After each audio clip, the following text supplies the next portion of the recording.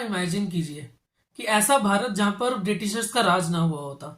Starting से ही हमने अपने छोटे होते से कहानियां तो बहुत सुनी है ब्रिटिशर्स के हमारे ऊपर राज की, और हमारे स्वतंत्रता सेनानियों ने किस तरीके से अपना खून पसीना बहाकर अपनी आज़ादी को हासिल किया। लेकिन एक ऐसे भारत की हम कल्पना कर सकते हैं जिसमें हमारे ऊपर राज ही ना हुआ था ब्रिटिशर्स का। आज की वीडियो में हम इसी इंटरेस्टिंग टॉपिक के बारे में बात करेंगे और कल्पना करेंगे कि क्या हुआ होता हमारे भारत का और आज का भारत कैसा होता अगर हमारे ऊपर ब्रिटिशर्स का राज ना हुआ होता। जैसे कि आप समझ सकते हैं कि टॉपिक ऑलरेडी बहुत ज्यादा इंटरेस्टिंग है।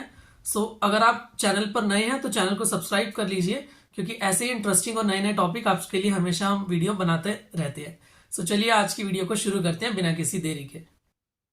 सब्सक्राइब कीजिए A+ एकेडमिक्स चैनल को और बेल आइकन को दबाइए लेटेस्ट वीडियो सबसे पहले देखने के लिए। दोस्तों, अगर हम ब्रिटिशर्स के राज से पहले की भी बात करें तो उस समय भी हम जानते हैं कि राजाओं का राज था। बहुत बड़ी बड़ी एम्पायर्स हमारे यहाँ पर हुई हैं, और उस समय भी इतनी हमारी डाइवर्सिटी थी और इतने धर्म के लोग एक साथ मिलजुल कर रहते थे। अगर आपने ऊन सिलाई देखी हो, किस तरीके से अलग अलग तरह के अलग अलग कलर के ऊन जो है एक दूसरे के साथ मिलकर अच्छा सा पैटर्न बनाते, उसी तरीके से हम लोग भी एक दूसरे के साथ मिल करके एक यूनिटी में डाइवर्सिटी लाते हुए रहते थे। और जैसा कि हम सभी जानते हैं कि हमारे देश को सोने की चिड़िया बोला जाता था।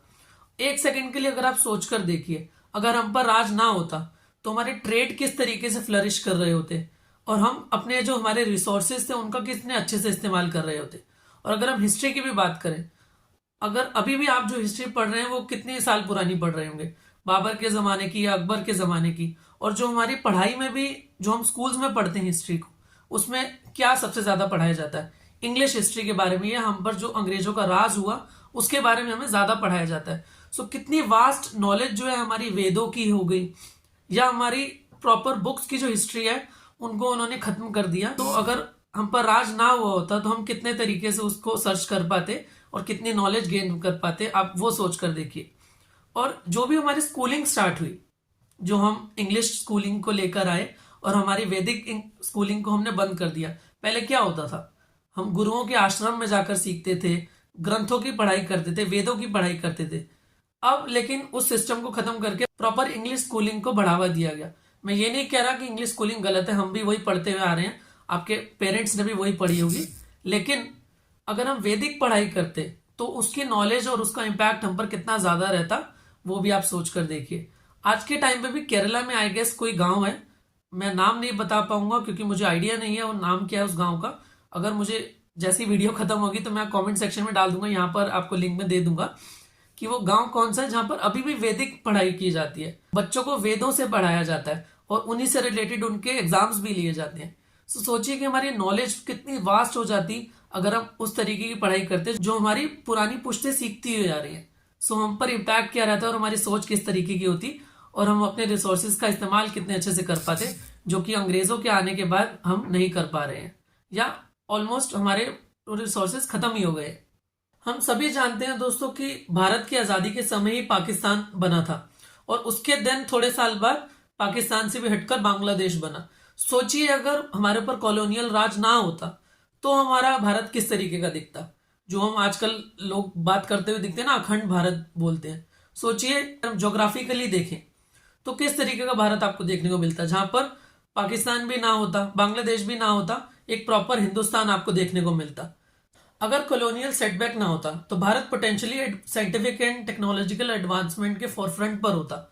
ऐसा नहीं है कि अभी नहीं हुआ, लेकिन आप सोच कर देखिए कि जब अंग्रेजों ने हमारा भारत छोड़ा था और उसके बाद पाकिस्तान अलग हुआ, देन बांग्लादेश बना, तो हमारे देश के हाल क्या थे। आपने हिस्ट्री की बुक्स में भी पढ़ा होगा कि 1991 में जब हमारा ग्लोबलाइजेशन, प्राइवेटाइजेशन वगैरह मनमोहन सिंह जी ने किया था, उस समय हमारे पास मुश्किल से हफ्ते देश चलाने के पैसे बचे थे, या हमारे जो गोल्ड रिजर्व थे उतने बचे थे। ये सब हमने पढ़ा है। लेकिन सपोज अगर हम पर उनका राज ना हुआ होता और सोने की चिड़िया हमें कहा भी जाता था और उतना पैसा हमारे देश में अभी भी होता, तो इनोवेशन के लेवल पर हमारे देश में क्या क्या हो रहा होता और किस तरीके से हमारे देश में तरक्की हुई होती। ऐसा नहीं था कि उनके आने से पहले हमारे बीच में मतभेद नहीं थे, लड़ाइयां नहीं थी, लेकिन फिर भी सोचिए कि एक फाइनेंशियल लेवल पर हमारा देश कितना साउंड होता और इनोवेशन के लेवल पर हम कितना ज्यादा कंट्रीब्यूट कर पाते ग्लोबली। ये जो ऑल्टरनेट इंडिया के बारे में हम सोच रहे हैं ना दोस्तों, नॉन कॉलोनाइज्ड इंडिया के बारे में, ऐसा नहीं है कि अगर हम पर देश अंग्रेजों का राज ना होता तो हम बड़े शांति से रह रहे होते।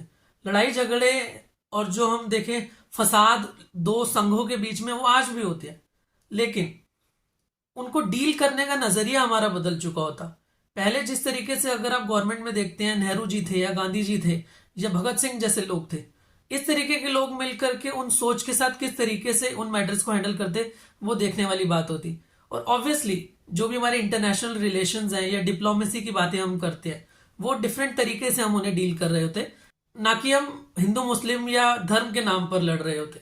सो ये सब देखने वाली बातें होती। और आपकी क्या सोच है एक नॉन कॉलोनाइज्ड इंडिया के बारे में, और किस तरीके की प्रॉब्लम्स जो है हमें हर्डल्स फेस करने पड़ते नॉन कॉलोनाइज्ड इंडिया में, वो आप भी मुझे बताइएगा कमेंट सेक्शन में। और अगर ये वीडियो अच्छी लगी हो तो इसे लाइक एंड शेयर जरूर करिएगा, और चैनल पर नए हैं तो चैनल को सब्सक्राइब करके बेल आइकन को प्रेस जरूर कर लीजिएगा, क्योंकि ऐसी नई नई और इंटरेस्टिंग वीडियोस आपको हमेशा ही हमारे चैनल पर देखने को मिलती रहेंगी। सो अगली बार तक के लिए बाय बाय, टेक केयर, नमस्कार, जय हिंद।